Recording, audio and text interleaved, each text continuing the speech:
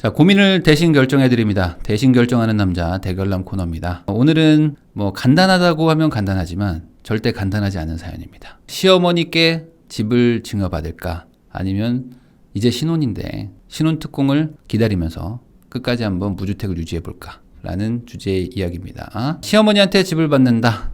아니면 신혼특공을 위해서 집은 나중에 받는다. 라는 주제로 글을 올려주셨는데 사연 한번 읽어볼게요. 안녕하세요. 저희는 작년 12월 결혼을 하고 이제 막 부동산에 관심을 가지기 시작한 왕 초보 불인입니다. 그러니까 이제 결혼하신 지 이제 한 4달 정도 되신 거예요. 저희 부부는 현재 혼인신고는 하지 않고 사실혼 관계에 있으며 뭐 사실혼이라고 말하기도 뭐하죠? 4달밖에 안 됐으니까 이제 결혼하신 거예요. 서대문구에 위치한 24평 아파트에 신혼집을 차려서 함께 살고 있습니다. 남편은 세후 월 312만 원, 그리고 저는 프리랜서라서 일정하진 않지만 연봉이 6천 정도예요. 세금은 거의 떼지 않아서 실수령 금액입니다. 둘 다 무주택입니다. 한 달에 200~300만 원 저축하려고 하는데 문제는 저희 신혼집은 시어머니 명의의 집이고요. 매매가는 8억. 남편이 전세로 살고 있습니다. 남편이 전세 3억을 냈고 그중에 6천만 원 정도가 대출받아서 매달 이자를 내고 있어요. 그런데 시어머니는 3주택자세요. 그러다 보니까 세금이 엄청 나옵니다. 종부세가 엄청 많이 나오겠죠. 그러다 보니까 이 아파트를 저희한테 증여를 하거나 팔고 싶어 하십니다. 니네가 살고 있으니까 좀 증여를 받든지 아니면 사라 라는 거죠. 현재 이 아파트의 시세 차익은 3억 6천 정도 됩니다. 증여나 양도 둘 중에 뭘 선택해도 결국에 세금을 낼 수밖에 없는 상황입니다. 대통령이 바뀌면 세금 정책도 바뀐다고 하는데 어떤 데를 보면은 세금 문제는 국회 때문에 2년이나 5년은 걸릴 거라고 하더라고요. 저희도 그렇지만 시부모님도 1, 2억이 넘는 세금을 낼 방법은 없습니다. 저희 부부는 주식에 넣어놓은 8천만 원을 뺄 수는 있고 시부모님은 최대로 끌어와도 1억은 안 될 것 같다고 하시네요. 그래서 저희 부부와 시부모님 모두 빨리 정권이 바뀌고 세금이 떨어지기만 기다리고 있습니다.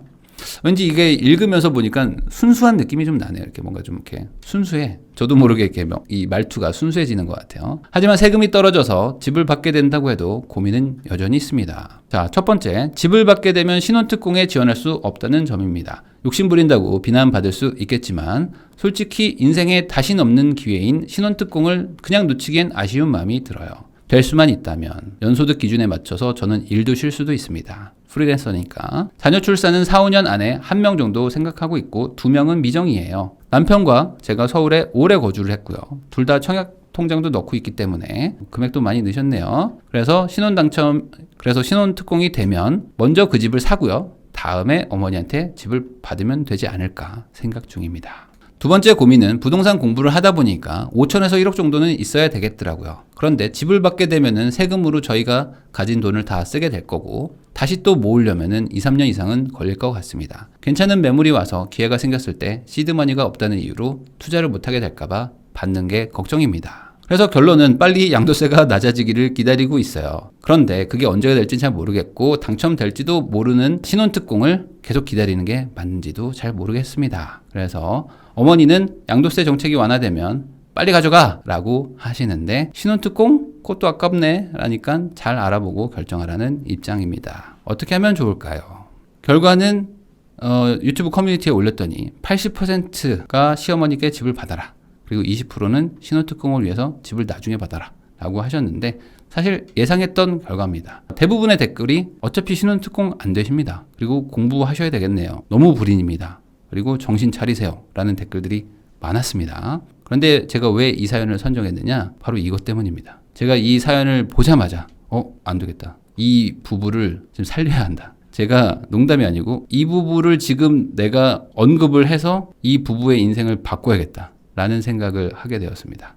왜 그러냐면 지금 뭔가 확실하게 바꿔놓지 않으면 조만간 큰 문제가 생기겠구나라고 제가 직감을 했어요. 자, 근데 이거는 이분들만의 문제는 아니고요. 아마 꽤 많은 분들이 들으면 공감할 겁니다.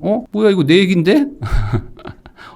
저 신혼특공 저도 준비하고 있었는데요? 라는 분들이 많을 것이다. 그리고 아마 알고 봤더니 내 얘기였네? 라는 분도 많을 겁니다. 자, 우선은 신혼특공은 안 됩니다. 그런데 왜 안 되는지를 설명을 해드려야 이해가 될 것 같아서 안 되는 이유를 설명을 할게요. 자, 그럼 신혼특공에 대해서 알아봐야 되겠죠. 신혼특공, 그러면 특공은 뭐냐면 특별공급입니다. 그러면 일반 공급이 있고 특별공급이 있잖아요. 특별은 뭐냐면 특별히 말 그대로 너희만 따로 줄게 라는 겁니다. 그러니까 특별하게 너네만 따로 우선권, 익스프레스 패스를 끊어준다는 겁니다. 그래서 특별한 거죠. 그러니까 좋은 겁니다. 근데 신혼특공은 뭡니까? 신혼부부한테만 특별하게 공급한다는 거죠. 그럼 신혼부부는 뭐냐면 혼인신고하고 7년 이내에 부부한테만 이걸 준다라고 생각하시면 됩니다. 근데 무주택이셔야 돼요. 그런데 무주택의 기준은 혼인신고일로부터니까 지금 만약에 유주택자여도 혼인신고하기 전에 집을 다 팔면은 상관은 없습니다. 중요한 거는 혼인신고를 해야 되고 혼인신고한 날로부터는 무주택이어야만 한다. 그리고 소득과 재산의 제한도 있는데 어쨌든 소득 제한만 보면은 3인 기준, 4인 기준, 5인 기준 있지만 결론만 말하면 5인 기준, 3인 기준 보실 필요가 없습니다. 그냥 4인만 보면 돼요. 그래서 월 소득이 1,150만 원 정도 맞벌이 기준으로 그러면 한 연봉으로 치면 한 1억 4천 정도 되겠죠? 그 정도까지에 들어오는 분들은 신혼부부 특공에 해당이 된다라고 보시면 무방합니다. 그러면 물량은 많으냐? 그러면 민간과 공공이 있는데 이거는 이제 국가, LH에서 택지 조성해서 이제 분양하는 거고 민간은 말 그대로 민간 브랜드들이 하는 건데 한 20% 30% 정도가 배정이 됩니다. 그러면 그 물건을 가지고 이제 우리가 싸우는 거죠. 싸우는데 선정 기준이 있어요. 뭐냐면 소득을 따집니다. 그래서 소득이 낮을수록 신혼부부 특공에 당첨될 확률이 높아요. 저는 이게 되게 안 좋은 정책이라고 생각하는 것 중에 하나가 왜 소득이 낮은 사람한테 좋은 아파트를 주는 거지? 라는 거가 저는 좀 맞진 않는다고 생각을 해요. 사실 돈이 많은 사람이 좋은 아파트에 살고 돈이 적으면 좀 상대적으로 조금 나쁜 집에 살면서 차근차근 밟아 나가야 되는데 오히려 조금 돈이 적을수록 좋은 집에 살게 해주는 확률이 좀 높아지면은 계속 적체가 되거든요. 어쨌든 50%는 연봉 1억 이하, 20%는 1.4억 정도, 그리고 이제 나머지 30%가 이제 추첨제, 말 그대로 랜덤으로 돌리는 게 있습니다. 근데 문제가 있어요. 이 신혼특공은 가점제가 있다는 거죠. 신혼특공은 그냥 랜덤이 아니고 가점제입니다. 그래서 간단하게 설명하면 소득이 낮을수록 좋다.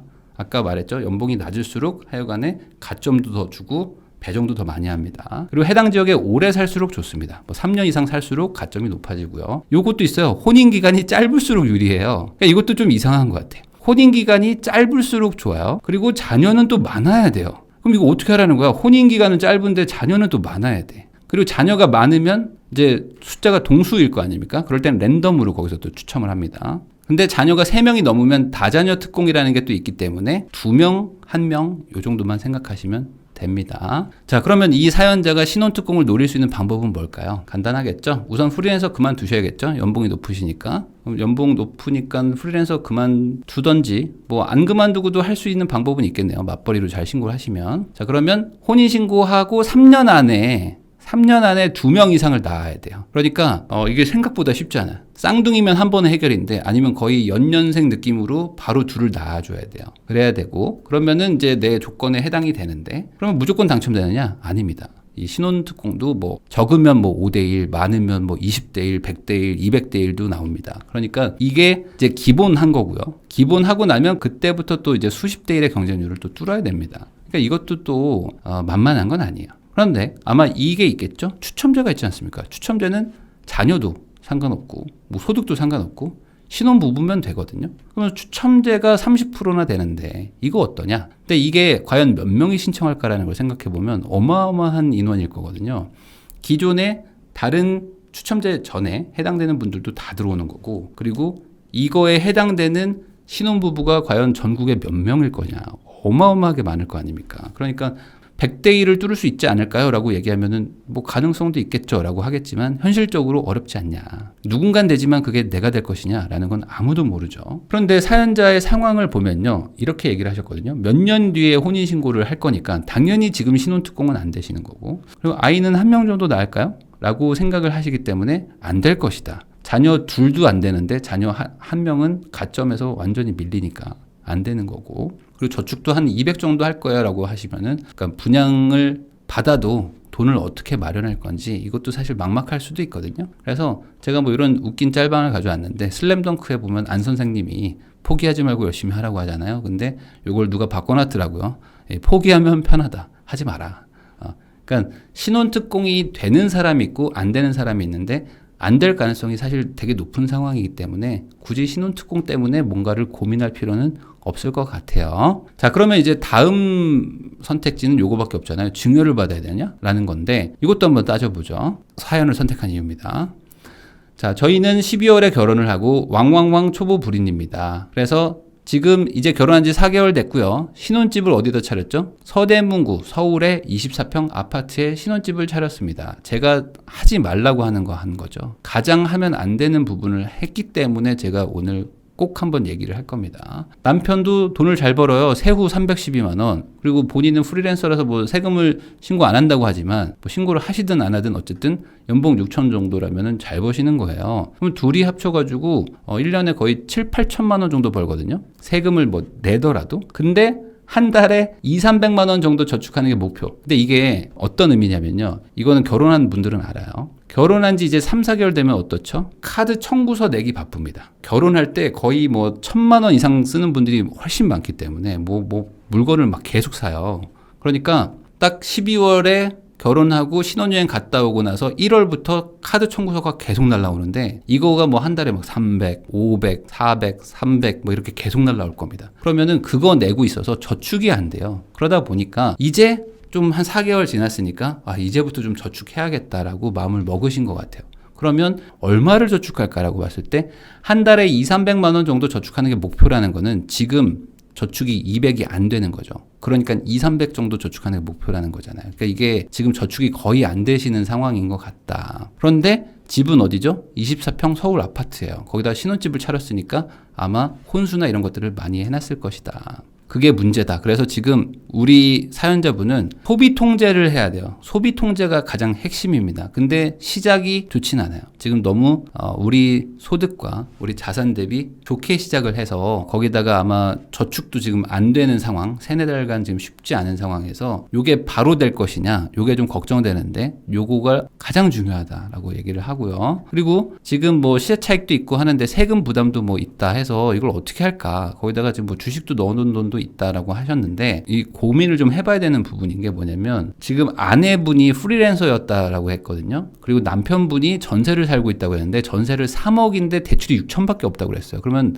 아마 아들이죠. 그러니까 남편분이 착실한 분인 것 같아요. 저축을 많이 했나 봐요. 뭐 2억 얼마가 자기 자산이라고 하면은 뭐 주식을 했든 뭘 했든 간에 뭐 돈도 불렸든지 저축을 잘한 것 같아요. 그러면 나도 돈을 잘 버는데 저축을 많이 못한 걸 수도 있으니까 만약에 남편분은 저축을 좀 잘하는데 아내분이 저축을 좀 못하는 스타일이면 나도 지금 다시 정신 차리고 지금부터 모으면 된다. 연봉이 높으니까. 근데 뭐 둘 다 같이 모으고 있다면 좀 더 모아라. 지금 정한 게 절대 과한 수준도 아니고 너무 낮게 저축하려고 하는 것 같다. 그 얘기를 좀 하고 싶었어요. 자, 근데 이거 보세요. 부동산 공부를 하다 보니 왕왕왕 초보기 때문에 이제 시작한 거예요. 근데 5천에서 1억 정도는 있어야 괜찮은 매물에 투자할 수 있겠더라고요. 근데 또 투자에 대해서는 또 관심이 있어. 저축은 안 하는데 투자에는 관심이 있다? 이게 절대 좋은 게 아닙니다. 절대 좋지 않고요. 이렇게 가게 되면 어떻게 되냐면 투자금이 안 모여요. 왜냐면 저축을 잘 못하니까. 근데 투자금은 낮아요. 투자에 관심은 많아요. 그럼 어떻게 돼? 부자가 되고 싶죠.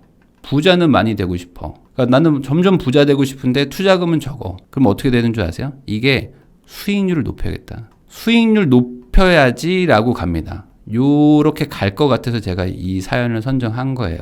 이분이 지금 요 프로세스로 가거든요. 자, 이게 최악의 상황으로 갈 수 있다. 자, 저축을 많이 해서 착실하게 가야 되는데 저축이 잘 안 되는데 투자에 관심은 갖고 지금 보니까 시어머니도 보니까 집으로 막 한 4억 막 그냥 벌어버리죠. 그리고 막 이게 막 몇 억 올라갔다는 게 지금 내가 알았어. 그럼 어떻게? 빨리 돈을 불려야겠다. 빨리 불려가지고 빨리 투자금을 키워가지고 이걸로 다른 거 투자해가지고 빵 터져가지고 부자 돼야지 라는 프로세스로 가거든요. 그러면 코인이나 주식에 어느 순간 가 있으실 거예요. 그럴 가능성이 상당히 높습니다. 거기다 주식도 8천 정도 하신다고 했기 때문에 그럴 가능성이 더 높을 것 같아서 제가 우려돼서 그래요. 자, 그러면 이 분들은 어떻게 해결하면 되냐면 5월 11일에 양도세 감면을 바로 소급 적용하겠다고 윤석열 당선인이 얘기를 했습니다. 그러면 5월 10일 취임식 하고 나서 바로 기자들이 물어볼 거예요. 양도세 감면할 거냐? 그러면 대통령이 직접 얘기를 하겠죠. 하겠다고. 그러면 된다고 보셔야 됩니다. 그 말을 바꾸지는 않을 거예요. 그러면 감면한다고 확실하게 얘기가 나오면 우리는 어떻게 해야 되느냐? 당장 지금 집을 내놓으셔야 된다. 이게 웬 황당한 소리냐. 지금 신혼집 차린 지 4개월밖에 안 됐는데 집을 왜 내놓냐라고 하실 수도 있지만 전세를 조금 싸게 내놨을 수도 있거든요. 시세가 8억인데 전세가 3억이다? 이건 너무 낮아요, 사실. 너무 낮아서 뭐 재건축할 곳인 것 같지는 않고 아들이니까 좀 싸게 주신 것 같기도 하거든요. 그리고 이 집이 너무 과해요, 우리한테. 그러니까 4개월밖에 안 된 신혼집이어도 집 내놔라. 그리고 바로 전세를 맞추는 게 좋습니다. 이거는 꼭 5월 전에 지금 내놔도 됩니다. 지금 4월인데 바로 전세 내놓으셔도 상관없어요. 그래서 어떻게든 전세를 최대한 높게 맞춰 놓으셔야 됩니다. 전세를 높게 맞춰 놓으시고 이 갭 차이를 좀 줄여 놓으셔야 돼요. 그래야지만 양도세 절감 혜택을 받을 수가 있습니다. 그래야 남편분이 가지고 있는 2억 얼마에 주식 합쳐서 3억으로 이 집을 뭐 증여를 받든지 사든지 할 수가 있어요. 자, 그리고 지금 바로 세무사랑 상담하러 갑니다. 그래서 양도세가 감면된다고 가정하고 증여가 더 좋은지 부담부 증여가 더 좋은지 아니면 이걸 그냥 우리가 매수하는 게 좋은지를 3가지 케이스 가지고 계산을 해달라. 한 2-3곳 찾아가셔가지고 유료로 상담을 받으신 다음에 가장 베스트 케이스를 만들어서 그걸 준비하시면 됩니다. 그래서 증여가 좋다고 하면은 6월 1일 날 종부세가 나오기 때문에 지금부터 준비 잘 하셔가지고 5월 11일부터 6월 사이에 소유권을 넘기시면 됩니다. 그러면은 그 시어머니도 종부세 부담에서 확연하게 줄어들고 나도 지금 좋은 집 말고 그냥 전세 줘버리면 어쨌든 갭 차이가 줄어들기 때문에 어떻게 돈을 맞춰보면 살 수 있을 거예요. 그래서 사든지 증여받든지 해서 명의를 이전해서 시부모님도 좋고 우리도 좋은 이런 상황으로 가셔야 된다. 그래서 제가 말하고 싶은 건 이겁니다. 지금 월세를 가서 살아야 된다. 4개월밖에 안 된 신혼부부 아내분한테 말하는 게 좀 미안하긴 하지만 그 집은 우리의 집이 아니다 라고 제가 다시 한번 강조합니다. 두 분이 돈 많이 버는 것 같겠지만 그 집은 두 분한테 너무 과한 집이에요. 자산도 그렇게 아주 많은 것이 아니고 아이도 없기 때문에 나중에 들어가서 살아도 충분하다. 그러니까 이 집은 내 집이 아니니까 그냥 이사 가면 됩니다. 이사 비용 200만 원, 300만 원 나오는 거 아깝다고 여기 살잖아요. 그러면은 아마 생활비로 1000만 원, 2000만 원 더 쓸 겁니다. 그러니까 저는 오히려 이분이 사연을 보내주신 게 다행이라고 생각해요. 왜냐하면 이분은 진짜 단추 1개밖에 안 꼈어. 너무 다행이죠. 그러니까 이분은 정말 조건이 좋았거든요. 조건도 좋고 다 좋은데 그냥 시어머니가 야 우리 집 남으니까 거기 전세 네가 들어가서 살아. 그리고 나한테 뭐 전세금만 줘. 뭐 어차피 엄마 집에서 사는데 뭐가 문제야. 서울이고 24평이니까 신혼집 하긴 충분하잖아. 도배장판에 싱크대 고쳐주고 할 테니까 가서 살아. 라고 해서 꽤 괜찮은 집에서 시작한 것 뿐이에요. 단추 딱 1개 낀 거죠. 그러니까 이거는 다시 빼면 된다. 다시 빼고 시작하시면 됩니다. 그래서 신혼집을 좋은 곳에서 시작하면 인생이 꼬이고요. 신혼집을 내 능력보다 되게 나쁜 곳에서 시작하면 인생이 풀려요. 이거는 제가 경험해봐서 합니다. 지금 살짝 꼬인 정도니까 이제 풀면 돼요. 다시 풀고 저축은 60%, 70%씩 열심히 하세요. 왜? 인생은 실전이다. 인생은 게임이 아니고 인생은 실전입니다. 그러니까 지금 조건 괜찮거든요. 그 말은 뭐냐면 캐릭터 잘 뽑았어. 이 게임에서 캐릭터 잘 뽑았거든요. 그러면 이 캐릭터를 지금 잘 키워나가면은 내가 생각보다 멀리 나갈 수 있는데 지금 이 캐릭터가 잘 뽑았는데도 불구하고 이상한 태클을 타려고 하면은 생각보다 크지 못하고 내가 멀리 못 갈 겁니다. 그러니까 지금 조건 좋은데 이상하게 하지 말고 다시 풀어서 제대로 가자. 제가 이렇게 약간 조금 강하게 얘기한 거는 뭐냐면 이 사연자분이 조금 깨달음을 좀 얻기를 좀 바라고 아마 이렇게 살고 있는 분들 많을 거거든요. 오빠, 우리 그 어머님 그 집 있잖아. 거기서 신혼집 하면 안 돼? 이런 분들 많을 거고. 아니, 그 영순아, 너네 어머님이 그 저기 집 하나 있다고 하지 않았어? 야, 거기서 그냥 우리 전세로 시작하자. 굳이 뭐 월세 내면서 할 필요 있어? 라는 생각을 하는 영식이가 있을 수도 있단 말이죠. 그리고 그렇게 살고 있는 사람들이 왠지 자기가 부자인 것처럼 느껴지면서 지금 뭐 넷플릭스 보면서 배달 음식 시켜 먹고 우리 주말에 어디 뭐 드라이브 한번 갈까? 이렇게 생각하면서 마치 내가 부자인 것처럼 살고 있는 분들이 많을 텐데 그런 분들이 조금 깨달음을 얻기를 바라는 마음에서 이야기를 하는 겁니다. 부모님이 도와줄 수 있는 거를 보고 그게 나의 한계라고 생각하고 그냥 놔버리는 분들이 많은데 부모님이 날 도와줄 수 있다 그러면 내가 더 열심히 하잖아요. 그러면 나는 그 부모님이 도와주는 거 이상으로 플러스 알파를 붙여서 더 좋게, 더 멋있게, 더 잘 살 수가 있습니다. 근데 이게 부모님이 도와준다는 그 믿을 구석이 있다 보니까 오히려 나태해지고 놔버린단 말이죠. 그럴 나이도 아니고 그러지 않으셨으면 좋겠다. 그래서 증여를 받고 월세로 다시 시작하시고 그렇게 해서 부모님한테 우리 부부의 의지를 보여주세요. 그래서 증여를 해준 게 후회되지 않게 좋은 아들, 며느리를 뒀구나라고 인정할 수 있게 해주시면 좋겠습니다. 왜냐면 이분들은 남한테 기대지 않고도 충분히 해볼 수 있는 분들이거든요. 그러니까 좋은 능력을 가졌는데 그냥 여기서 멈추지 않으셨으면 좋겠고 아마 앞으로 이 절약의 고통이 올 겁니다. 이게 너무 힘들거든요. 아니 내가 연봉이 둘이 합쳐서 1억인데 여기서 뭐 저축을 60% 70% 하라고 뭐 넷플릭스 보고 치킨 하나 시켜 먹는 게 뭐 얼마나 뭐 큰 과소비라고 이런 거를 하지 말라고 하냐. 나는 그렇게는 못 살아. 엄마가 3주택자인데 나는 그렇게 못 살아. 라는 사람도 있을 수도 있지만 이 고통을 피하지 말고 이거를 한번 극복해 보는 것도 좋다. 젊은 나이에. 저는 항상 말하지만 둘이서 고생하는 게 100배 낫습니다. 나중에 아이가 태어나서 아이랑 셋이서 고생하는 거 이거 부모로서 정말 마음 아픈 짓이거든요.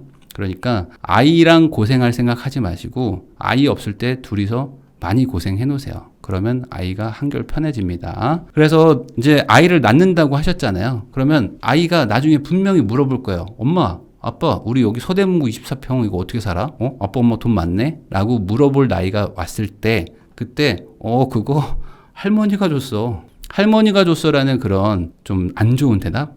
부모로서 좋지 않은 대답을 하지 말자. 영식아, 이게 이 집이 말이야. 엄마 아빠가 얼마나 고생했는 줄 알아?